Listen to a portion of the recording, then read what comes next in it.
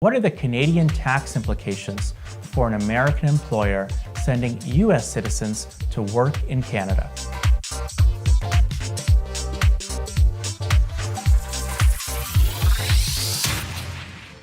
This is a loaded question, and the cross-border tax implications are complex. In this video, I'll highlight the most important ones.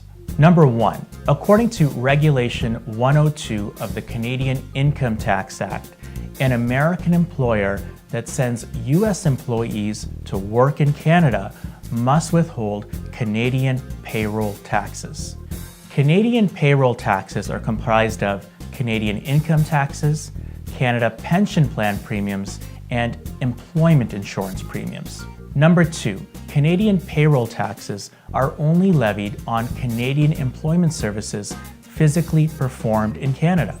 So as an employer, it's important that you keep track of the employee's days spent working in Canada, as this will affect the amount of Canadian payroll taxes to be deducted from their paychecks. Number 3, as a foreign employer, you must register for a Canadian business number and issue Canadian employment slips called T4s to your employees each year in Canada. T4s are very similar to the American W-2 slips. Number 4, a cash flow problem will almost certainly arise for your employees if you don't take certain actions.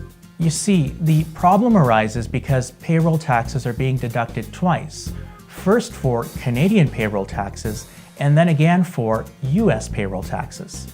This leaves for a very angry employee with little after-tax cash from their paychecks. In order to reduce the US payroll taxes and alleviate this double tax problem, complete Form W-4. Number 5, your employees are probably already resentful being shipped to the Canadian cold north, but what's even worse is that they have to contribute to both the US Social Security system and the Canadian pension plan. To avoid paying into the Canadian pension plan, you should obtain a certificate of coverage from the Social Security Administration. So here's the tip. Before sending your employees to work in the Canadian North, consider the tax implications from a US and a Canadian perspective, as well as consult a cross-border tax accountant to help you. If you like this tip and want to know more, drop us a comment below or visit madanca.com. And as always, don't forget to like and subscribe so we can bring you great tax tips every week.